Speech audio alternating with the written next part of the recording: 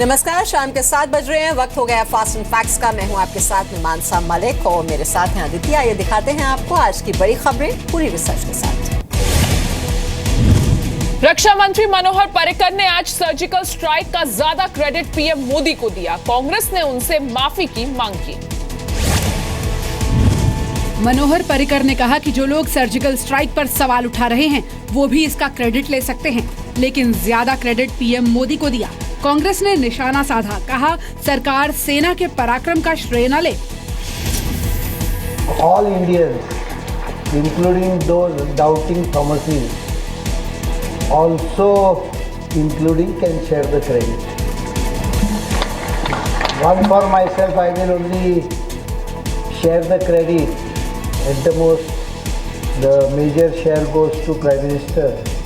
ऐसे रक्षा मंत्री के बारे में हम केवल ये कह सकते हैं कि वो अगर देश के सैनिकों की रक्षा पर इस प्रकार से अमानवीय और क्रूर प्रकार से प्रश्न उठाएंगे तो उन्हें चुल्लू भर पानी में डूबकर मर जाना चाहिए।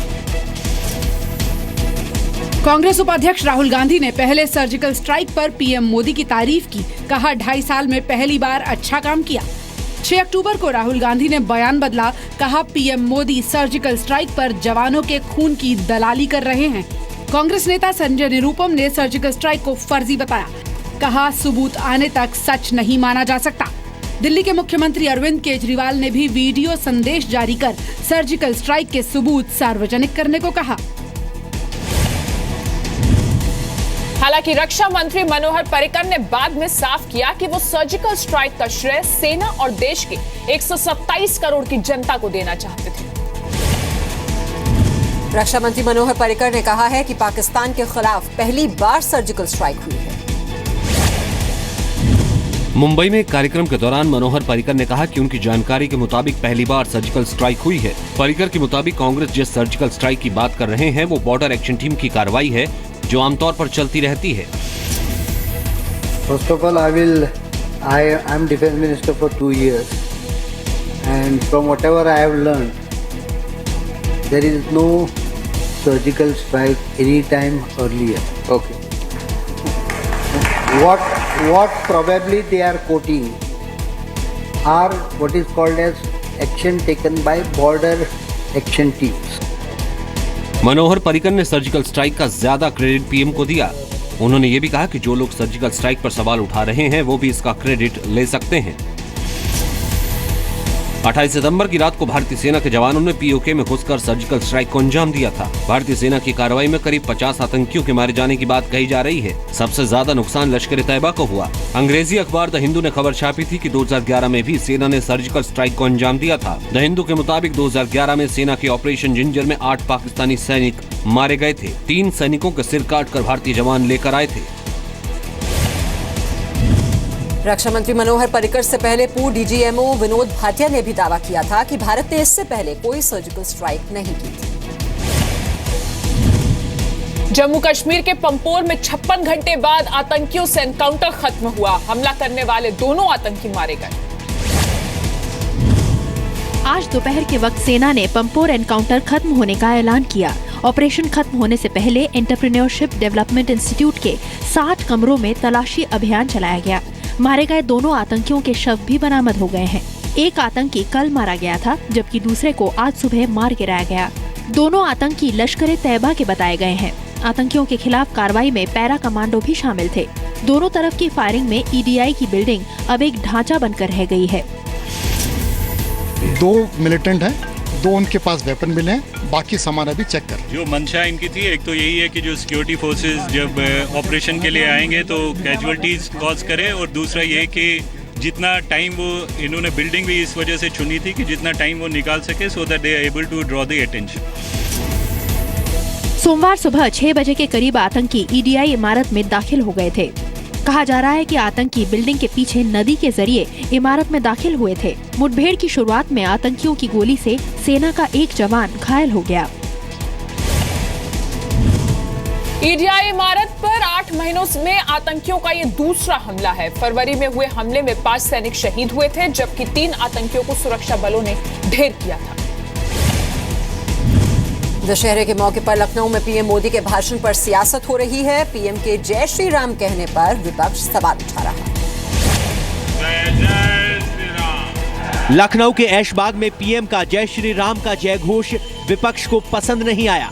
विपक्ष पीएम के ऊपर ध्रुवीकरण की राजनीति करने का आरोप लगा रहा है। कुछ पार्टियां ये भी कह रही हैं कि वोट के लिए पीएम ने राम का नाम लिया।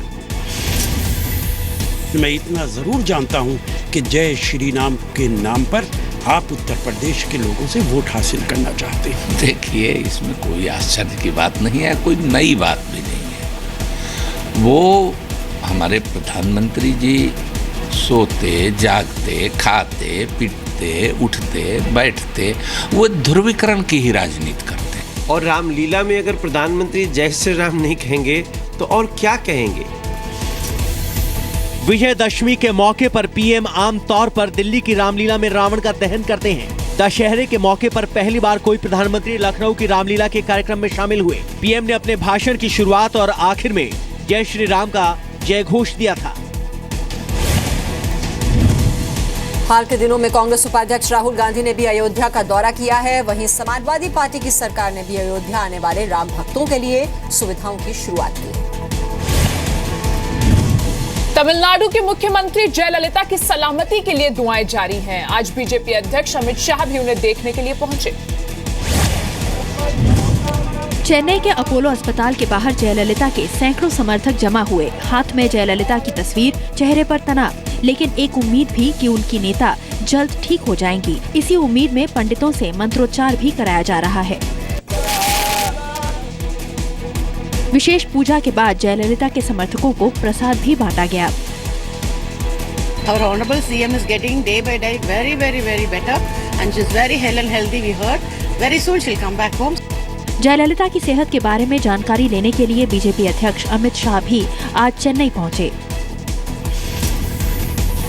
बुखार और डिहाइड्रेशन के बाद 22 सितंबर की रात को जयललिता को चेन्नई के अपोलो अस्पताल में भर्ती कराया गया था। अपोलो अस्पताल के मुताबिक जयललिता को इन्फेक्शन है और उनकी तबीयत दिनों दिन सुधर रही है। जयललिता के इलाज के लिए अपोलो अस्पताल ने ब्रिटेन के एक डॉक्टर से भी मदद ली है। दिल्ली से एम्स के डॉक्टरों की एक टीम भी जयललिता के इलाज के लिए चेन्नई गई है। कल तमिलनाडु के राज्यपाल ने जयललिता की सलाह पर उनके सभी विभागों की जिम्मेदारी वित्त मंत्री ओ पनीरसेल्वम को सौंपी। पनीरसेल्वम ही कैबिनेट बैठक की अध्यक्षता करेंगे। हालांकि जयललिता मुख्यमंत्री बनी रहेंगी। दिल्ली के कालकाजी से बेहद हैरान करने वाला मामला सामने आया है। एक बुजुर्ग व्यक्ति पिछले कुछ दिनों से अपनी पत्नी के शव के साथ रह रहे हैं।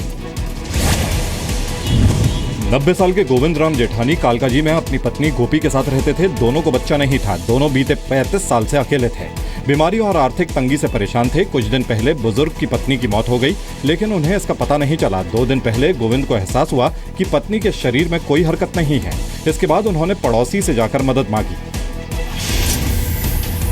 गोविंद राम जेठानी को कुछ ऐसी बीमारी है जिससे उनको ये पता ना लग रहा था कि उनकी पत्नी की वास्तविक में मौत हो गई है। सोमवार को उन्होंने इस बात की जानकारी अपने पड़ोसियों को दी और जब पुलिस यहाँ पर पहुंची तो देखा कि उनके जो शरीर का हिस्सा है उससे खून निकला हुआ था। हो सकता है उन्हें चोट लगी और फिलहाल डेड बॉडी को पोस्टमार्टम के लिए भेज दिया गया है।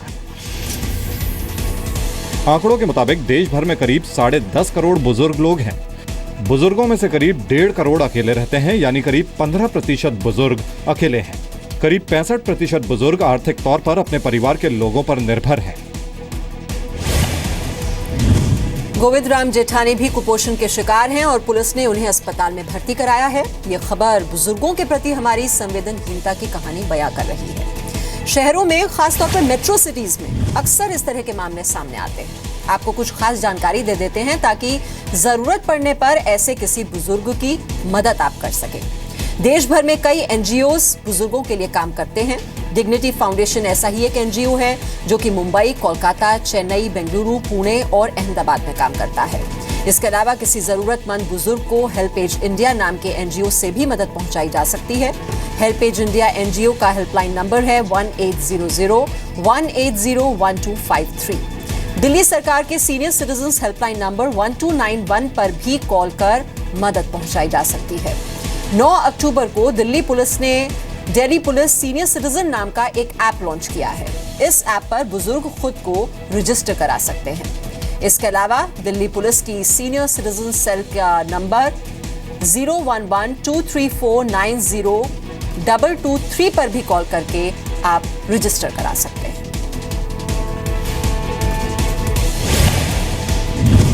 रुक करते हैं अगली खबर का। उत्तराखंड के तीर्थ स्थल केदारनाथ में पिछले साल के मुकाबले 1 महीने पहले ही मौसम की पहली बर्फबारी हुई है। बर्फबारी से केदारनाथ की ऊंची ऊंची चोटियां सफेद हो गई हैं। बर्फबारी की वजह से ठंड में इजाफा हुआ है। बर्फबारी और ठंड के बावजूद बड़ी संख्या में श्रद्धालु बाबा केदार के दर्शनों के लिए पहुंच रहे हैं। उत्तराखंड में अभी 4 धाम यात्रा भी जारी है, जो कि 30 अक्टूबर तक जारी रहेगी, लेकिन बर्फबारी की वजह से भक्तों की मुश्किलें बढ़ जाएंगी। गंगोत्री धाम के कपाट 31 अक्टूबर को बंद होंगे। केदारनाथ धाम के कपाट 1 नवंबर को सुबह 8:30 बजे बंद होंगे। यमुनोत्री धाम के कपाट 1 नवंबर को ही 12:15 पर बंद होंगे। बद्रीनाथ मंदिर के कपाट 16 नवंबर को 3:45 पर बंद होंगे। और चारों धामों के कपाट हर साल अक्टूबर नवंबर में श्रद्धालुओं के लिए बंद कर दिए जाते हैं, जो अगले साल अप्रैल मई में दोबारा खुलते हैं। लेकिन जब कपाट बंद हो तब भी आप भगवान के दर्शन कर सकते हैं। कपाट बंद होने के बाद भगवान केदार का प्रवास ओंकारेश्वर मंदिर में होता है। वहीं भगवान बद्री विशाल जोशीमठ के नरसिंह मंदिर में प्रवास करते हैं। ठंड के मौसम में 6 महीने तक श्रद्धालु गंगोत्री यानी मां गंगा के दर्शन मुखी मठ में कर सकते हैं। वहीं यमुनोत्री के कपाट बंद होने के बाद मां यमुना की डोली अपने मायके खुशी मठ ले जाई जाती है।